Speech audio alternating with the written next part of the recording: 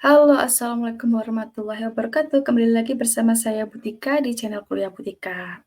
Nah, pada kesempatan kali ini bahas materi di bidang hematologi, yaitu pemeriksaan APTT. Yang sebelumnya kita sudah mengenal tentang pemeriksaan PPT ya, yang sebelumnya. Nah, kelanjutannya adalah pemeriksaan APTT.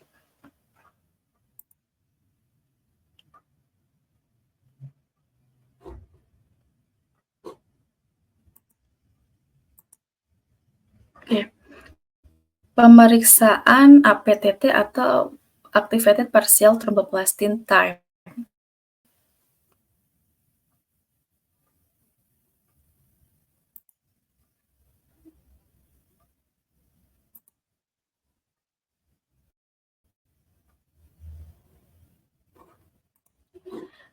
Oke, kompetensi dasar yang diharapkan dari materi ini, eee, yaitu, mahasiswa mampu memahami dari pengertian pemeriksaan APTT, kemudian mampu memahami tujuan dan manfaat pemeriksaan APTT secara klinis, kemudian juga mahasiswa mampu memahami prinsip kerja dan cara kerja pemeriksaan APTT. Kemudian indikator pembelajaran yang akan saya sampaikan yaitu mulai dari pengertian, tujuan dan prinsip kerja, serta cara kerja dari pemeriksaan APTT. Kriteria penilaian pada pertemuan atau offline, terdapat 14 pertemuan dalam satu semester, yaitu ada keaktifan dan kedisiplinan, presentasi, tugas, UTS, dan UAS.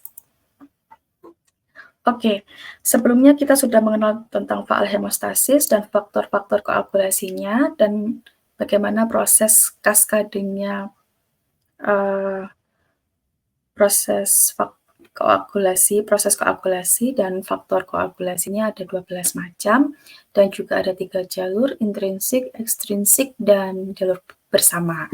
Nah, pada pemeriksaan sebelumnya yaitu pemeriksaan PPT, plasma protombintam itu juga untuk mengukur bekuan darah atas dasar jalur ekstrinsik dan jalur bersama. Nah, sedangkan pada pemeriksaan APTT ini yaitu masa tromboplastin partial teraktivasi atau activated partial thromboplastin time APTT adalah uji laboratorium untuk menilai aktivitas faktor koagulasi jalur intrinsik dan jalur bersama. Nah, kalau yang APTT ini untuk mengukur jalur faktor koagulasinya dari jalur intrinsik dan jalur bersama. Yaitu jalur jalur intrinsiknya mulai faktor 12, 11, kemudian 9, 8, dan 10, sedangkan jalur bersamanya ada faktor 5, 2, dan 1. Tes ini digunakan untuk memonitoring terapi heparin atau adanya circulating antikoagulan. Pemeriksaan APTT itu bisa memanjang karena adanya defisiensi faktor koagulasi intrinsik dan juga jalur bersama jika kadarnya itu bisa kurang atau lebih dari 7 detik dari nilai normal, maka hasil pemeriksaan itu dianggap abnormal. Maksudnya dari rentang nilai normal itu kurang dari 7 detik atau lebih dari 7 detik dari nilai normal itu dianggap abnormal. Tujuan dan manfaat dari pemeriksaan APTT ini yaitu untuk mengetahui waktu yang diperlukan bagi plasma untuk membentuk bekuan dan dilaporkan sebagai APTT. Manfaatnya yaitu untuk mengevaluasi sistem koagulasi intrinsik, pemantauan terapi heparin, membantu screening hemofilia A dan B klasik, defisiensi kongenital faktor 2, 5, 8, 9, 10, 11, dan 12, dysphenogenemia, disseminated intravascular coagulation atau DIC, liver failure, hipofibrinogenemia, congenital defisiensi vitamin K, defisiensi Fitzgerald faktor kongenital, defisiensi prekallikrein atau fracture faktor kongenital, kemudian spesimen yang diperoleh kurang dari 3 jam setelah pemberian dosis heparin. Prinsip kerjanya, untuk mengukur lama terbentuknya bekuan bila dalam plasma ditambahkan reagen tromboplastin parsial aktivator serta ion kalsium pada suhu 30 derajat Celcius. Reagen tromboplastin parsial adalah fosfolipid sebagai pengganti platelet faktor 3. Jadi reagennya menggunakan fosfolipid. Kalsium dalam darah penderita diikat oleh antikoagulan yang ditambahkan sehingga koagulasi kan tercegah. Dalam plasma terdapat semua faktor koagulasi intrinsik kecuali kalsium dan trombosit. Ke dalam plasma tersebut ditambahkan kalsium untuk mengaktifasi trombosit dalam mensubstitusikan fosfolipid dan tambahan aktivasi kaolin terjadi bekuan atau koagulasi. Jadi hampir sama ya dengan pemeriksaan PTT, cuma reagennya aja yang berbeda. Alat dan bahannya yaitu water bath dengan suhu 30 derajat Celcius. Kemudian larutan kalsium klorida, kemudian partial tromboplastin, suspensi kaolin. Biasanya itu ada, ini kan kita membahas tentang yang manual ya, pemeriksaan APTT secara manual. Biasanya kalau yang otomatis itu reagennya sudah jadi satu. Misalnya kalau manual kita kadang mengencerkan sendiri gitu kan. Kemudian ada kontrol normal plasma, kemudian tabung reaksi dan stopwatch. Cara kerjanya yaitu darah disentrifugasi selama 10 menit pada kecepatan 2500 rpm, kemudian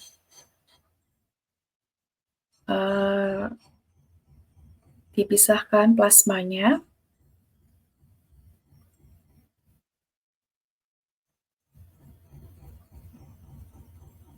Kemudian siapkan sejumlah kalsium klorida dan inkubasi selama 30 derajat Celcius. Kemudian masukkan ke dalam tabung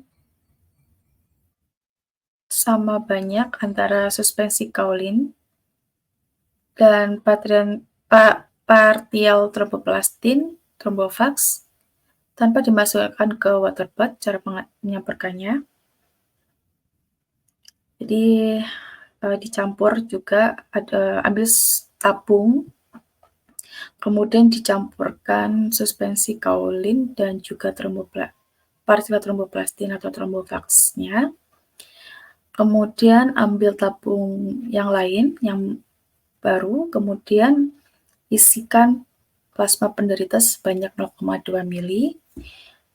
Jadi ambil 2 tabung ya, tabung tes pada sampel dan juga kontrol ya.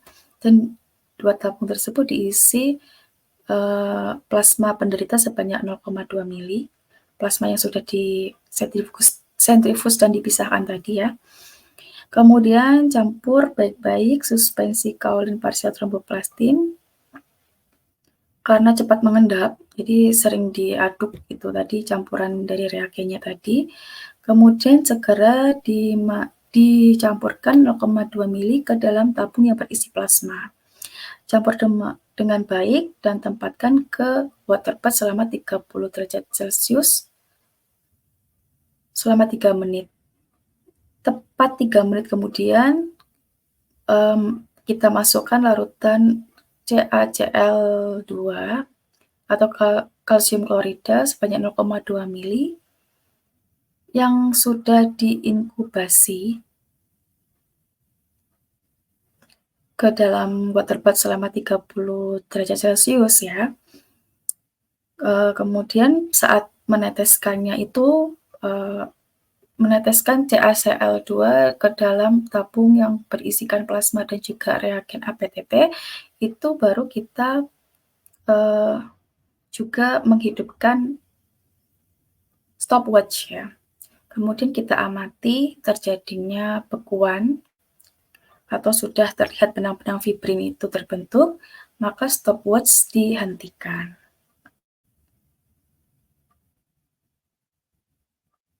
Kemudian kita juga melakukan duplo ya. Jadi caranya untuk mengetahui adanya gumpalan itu bisa kita lihat dengan cara memiringkan tabungnya, atau juga kita dengan ose ya, kita aduk dengan ose secara perlahan gitu.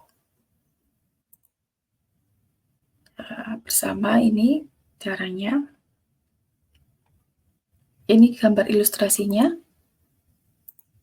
Ukuran normal atau nilai normalnya yaitu APTT 35-45 detik dengan toleransi 45-50, atau kalau lebih dari kurang dari 7 atau lebih dari 7 batasannya tadi dari nilai normal, maka itu dianggap abnormal. Misalkan nih 45, abnormalnya itu bukan 50, tapi misalkan 52 detik itu sudah abnormal.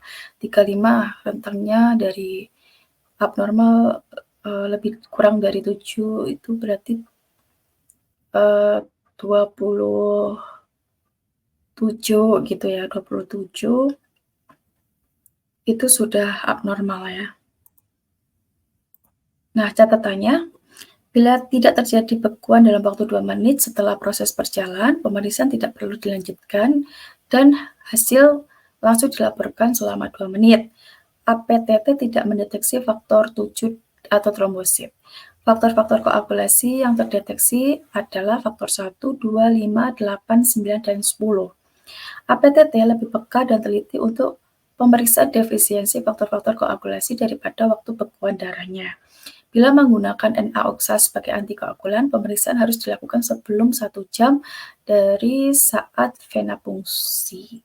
Darah sitrat harus segera dipisahkan plasmanya sebelum 30 menit sejak pengambilan, dan plasma disimpan dalam termos es paling lama 1,5 jam. Kesimpulannya yaitu pemeriksaan APTT sangat penting digunakan untuk mengukur massa bekuan darah dengan memperhatikan faktor pembekuan jalur intrinsik dan jalur bersama. Pemeriksaan ini lebih spesifik dan sensitif yang bermanfaat untuk mengetahui adanya kelainan perdarahan apabila adanya trauma pada jaringan seperti pada kelainan hati, kanker, pasca operasi, dan lain-lain. Sehingga pemeriksaan ini sangat penting sekali bagi dokter untuk menentukan tindakan dan terapi pada pasien. Terima kasih, sudah selesai. Itulah materi pemeriksaan APTT yang sudah saya sampaikan. Mudah-mudahan bermanfaat, dan apabila ada kekurangan saya mohon maaf. Saya sangat menantikan kritik dan saran dari kalian yang sudah menonton video ini. Akhir kata, saya undur diri. Wassalamualaikum warahmatullahi wabarakatuh.